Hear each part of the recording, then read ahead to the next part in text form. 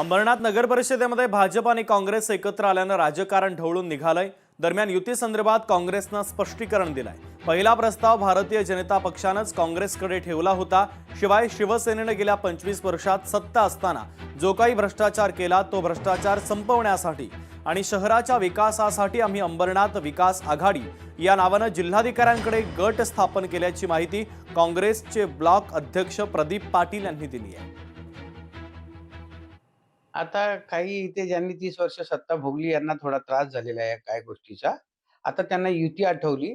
इथे स्थानिक लेव्हलला अंबरनाथ शहरात भ्रष्टाचार आणि ठेकेदारीशाही विरुद्ध निवडणूक लढली गेली आणि त्याच्यातून भाजपा हा नगराध्यक्ष पद निवडून आला आणि त्यांनी देखील भ्रष्टाचाराच्या विरोधात, ठेकेदारीच्या विरोधात इथे प्रचार केला होता। त्यांचा मित्रपक्ष असताना देखील काँग्रेस ही भाजपच्या निवडणुकीत काही वरती कमळ खाली पंजा अशा अनुषंगाने आम्ही तिथे निवडणूक लढलो नाही। आम्ही वेगवेगळीच निवडणूक लढलेलो आहे। कुठे निवडणुकीनंतर जर स्थानिक आघाड्या जर होत असतील तर त्या आघाड्या करण्याच्या अनुषंगाने देखील त्यांनी आमची परवानगी घेतली पाहिजे अशी सूचना सर्वांना दिलेली आहे। भारतीय जनता पक्षासोबत आम्ही कुठेही गेलेलो नाही आणि कुठेही जाण्याचा प्रश्न उद्भवत नाही।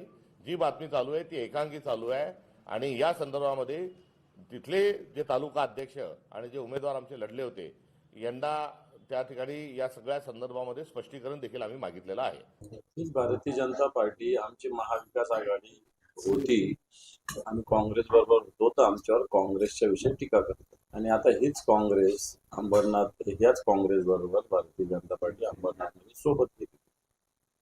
आता एक चांगलं वाक्य मान्य संजय राऊत साहेबांनी वापरलं की दुतोंडी गांडूळ हे भारतीय जनता पार्टी। दुतोंडाचा गांडूळ कसा असतो, इकडून पण चालतो आणि इकडून पण चालतो।